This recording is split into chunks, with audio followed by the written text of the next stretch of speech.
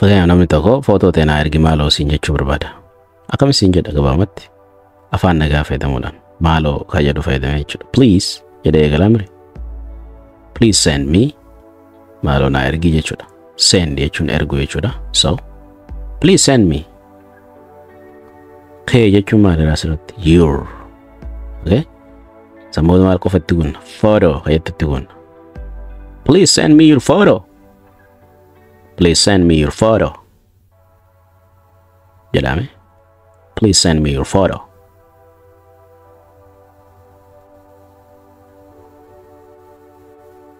Asirratti yeroo biyya alaa dheetu wantoonni akkanaa huyyoo kan dhageessu ta'e ati suuraa keenaa ergii siin jedha waa'ee hojiitti wal qabatee nama tokko. Yoo ati footoo jecha jiru qofa dhaggeeffataa yookiin eegaa turte inni footoo gizee jedhe footoon tun maalii waan biraas kan fakkaanne si gargaarti. Odoo pronunciation kanallee kan shaakalle ta'e yookiin kan itti fayyadamuuf yaaliin goone ta'e wanni inni si gargaaru yeroo viidiyoo kana dhaggeeffattu wanni inni si gargaaru yeroo jechi sun kana booda jedhamu haaroo sitti hin ta'u. Yoo xiqqaate kana si gargaara. Yoo ati jabaattee hojii shaakalte immoo atummaanuu akka isaanii jechuu irratti si gargaara jechuudha. So never give up. Abdiin kutatinaadha jabaadhaa.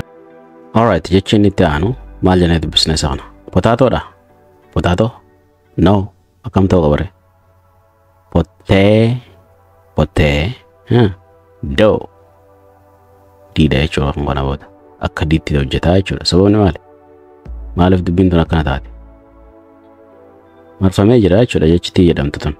Filaappii ta'ee jira jechuudha. Filaappii jedhama. Sababni isaa sagaleen tun wanni itti akkana taate dubbachiistuudhaan marfame. Tiin dubbachiistuun duraa fi booda marfamnaan diitti garagala gabaabumatti waan biraa takka yaadina. Okay? Saniifu maal ta'a? Potato. Potato. Jedhame. Potato. Potato.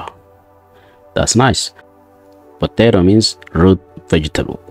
Kana jechuun inni gaa hidda waan hidda keessaa margu waan ta'eef fuduraa gartee lafa keessaa dhufu jechuudha. Hiddi isaati hiddarraa kan argamudha. So kana jechuun dinnicha jechuudha.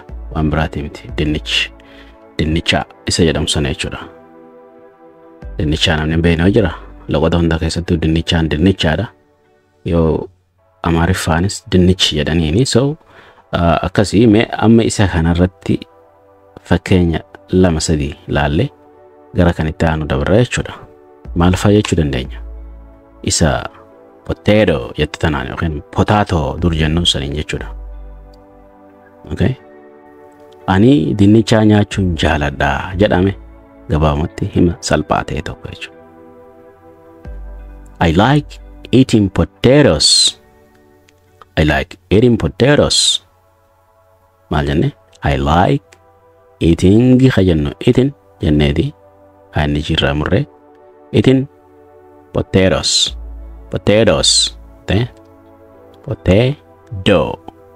Akkana ma yuuti. Dafnee waan jenneef hedduu mul'atu malee. Let's try one more time. I like eating potatoes. I like eating potatoes. I like eating potatoes. I like eating potatoes. I enjoy eating potatoes. This means I enjoy eating potatoes as food jechuudha. Kana jechuun dinnicha nyaachuun jaaladha jechuudha akka nyaatatti. Okay? Akkana jedhama maal jechuudha. She cooked potato sauce. Yoo akkana jedhamu. She cooked potato soup.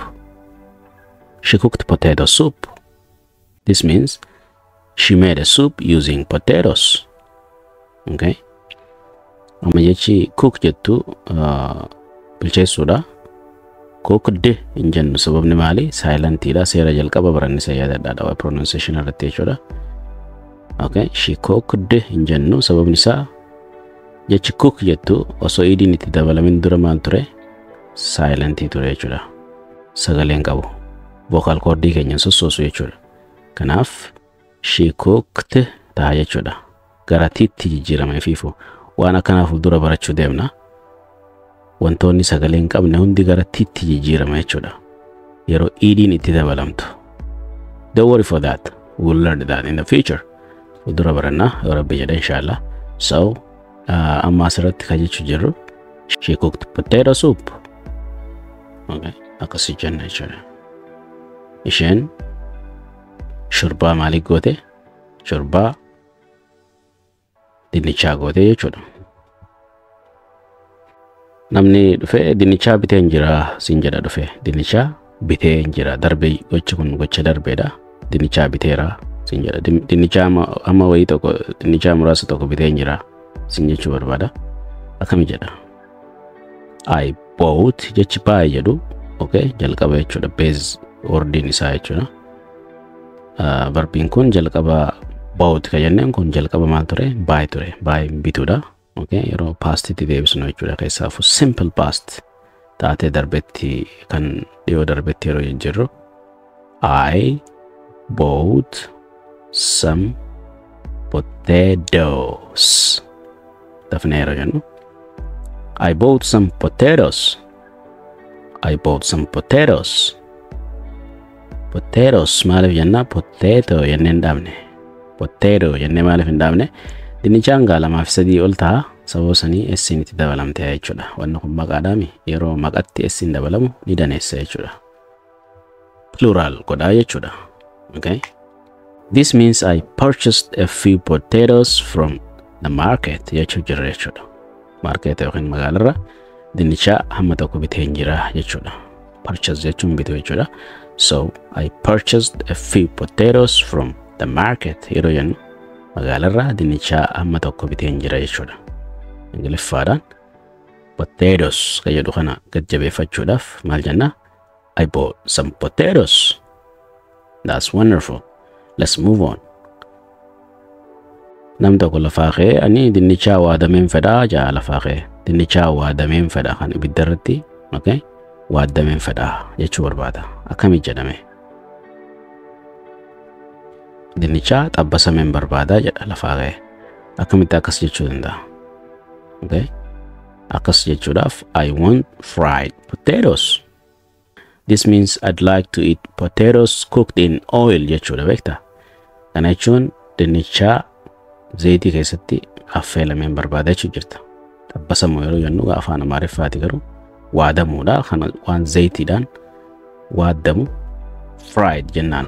Fry jechuun akkasitti zayitiidhaan waan san waaduun maal jechuudha? Fry jennaan. So I want fried potatoes yeroo jettu dinnichaa zayitiidhaan waadameen fedhaa jechuu jirte jechuudha. Gara jecha itti aanu yeroo dabarru maal jedha? Tomato jenna tureemi?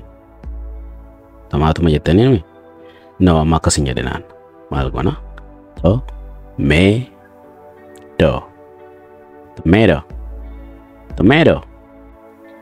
Tomato means red vegetable, okay? Or fruit jechuudha. Kana jechuun kuduraa yookiin maal jedhani? Gosa kuduraa keessaa isa diimaa ta'e, okay? Timaatimii yookiin timaatima isa jennu kana jechuudha. Okay? Okay, akkuma potato innilleen tomato jennaani. Meesoo fakkeenya naa kanname fakkeenya tomato jecha jettuun wal qabattu maal laa kannuu dandeessan. Fakkeenya namni tokko ani salaxaa timaatimiin jaaladhaa jechuu barbaada. Ingiliffaan akkami jedha? I like it. It makes it simple. As simple as that. I like tomato salad.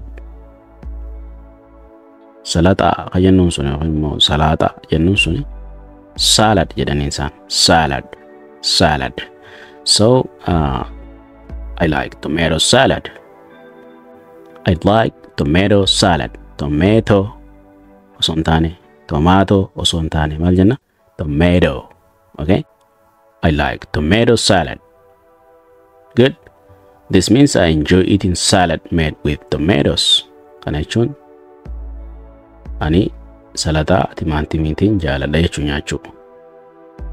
She bought some tomatoes. She bought some tomatoes. Dafaa jaamiam. She bought some tomatoes. Let's try one more time. She bought some tomatoes.